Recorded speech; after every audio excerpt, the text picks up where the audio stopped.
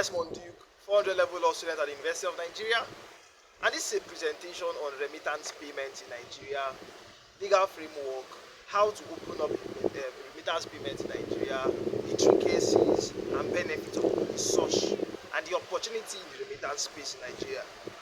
Before we delve in, as a little way of background and introduction, I would like you to know that with the rise in the Japa syndrome amongst our youthful populace and among students in general, there is a high belief that upon leaving this country, the quest for better living conditions and standard of living is high. So with the hope of greener pastures and the coming and skill sets for opportunities out there outside the country, it is also hoped that Japan, as the term implies, would provide a better standard of living for members of a person's family in the home country.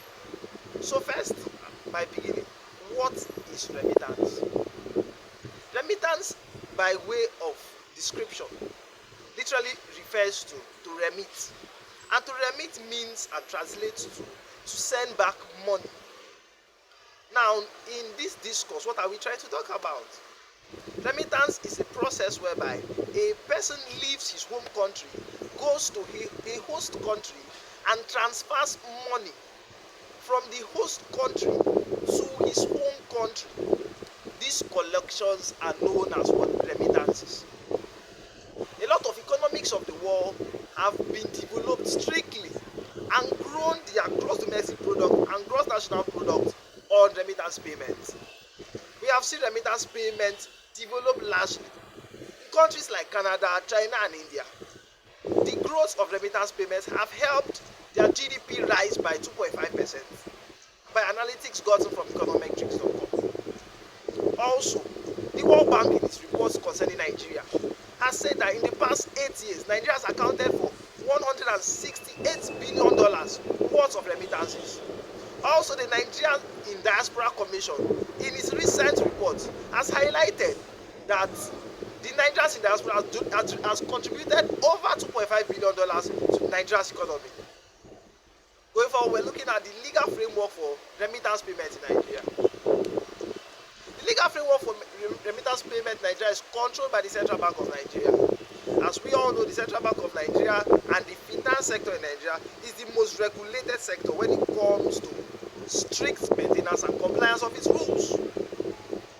Now, to become an open, a legit, and viable international money transfer operation business in Nigeria, a lot of things are needed. Example, we have the International Money Transfer Operation License. We have the Money Transfer Operation License. And we also have the Money Transfer Operation Agent. Now, these are key players. For a person to even receive this license, a person must have been in practice of such businesses for 10 years and must have been registered in a host country for at least 10 years with a valuation of about $1 billion. This is very instructive and this is very, very high. So when we talk about remittance payments, what are we talking about? We are talking about sending money from a country, US or Canada, to Nigeria.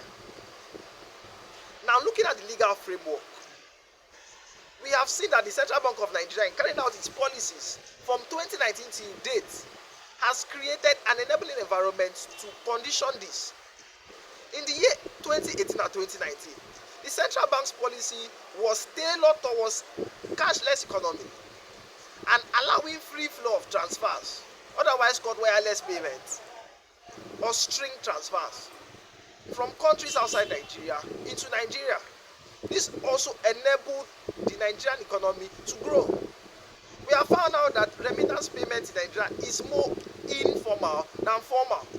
Hence, the central bank policies of 2021 and 2022, which was geared at formalizing this process, with the introduction of policies such as 5 naira payments per each dollar transferred into Nigeria.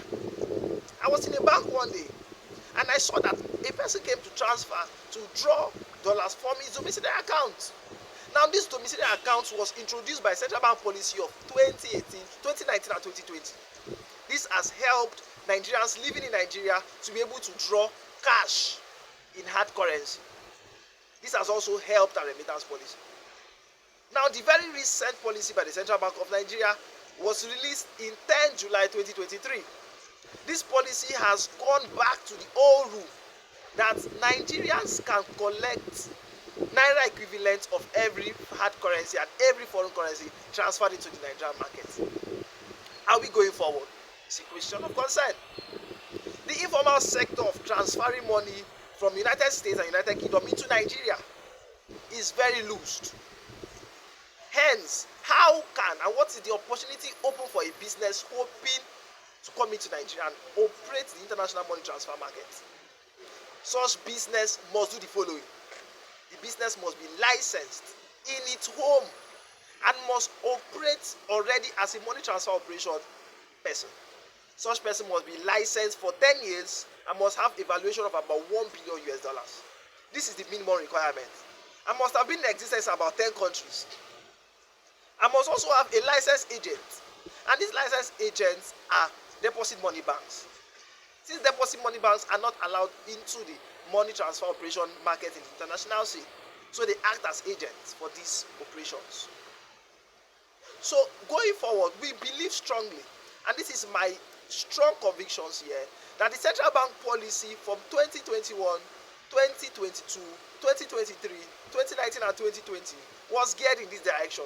However, because of the informal risks involved in it, persons in abroad, that is United States, Canada and UK, which has accounted to over 60% of Nigeria's international remittances and inflow, has helped greatly. Now, the international monetary market and the Nigerian remittance space is very informal, as the money accounted for is lower than what is operating in the informal market. The informal market is made up of people who transfer money using the BTC, that is cryptography, and this has not been looked into.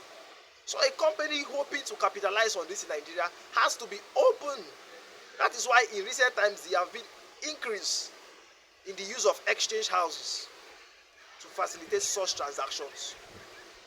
So in clear terms, we have seen that remittance payment is a very great market and is open for investors. And the Nigerian space is open because of a lot of loopholes.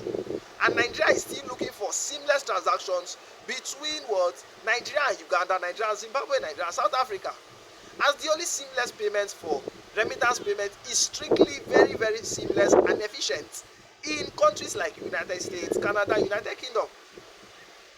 So in conclusion, the remittance policy of the Central Bank of Nigeria is going forward. However, there's room for better improvement to consolidate and allow the informal sector to be well regulated, so as not to put fear in the hearts of our nationals who are living abroad. So it's a welcome idea, and we want the country to continue this. And we hope also that after listening to this video and watching this video, you will come into the realization that the Nigerian market for remittance payments is untapped and needs your kind investment. And also that currently the central bank policy by 10 July 2023 is that a company can, and investors can, and also Nigerians in home countries can now receive naira equivalent. And countries are also open. I forgot to also add that international money transfer operators are Ria Payments, Western Union, amongst others. Thank you very much.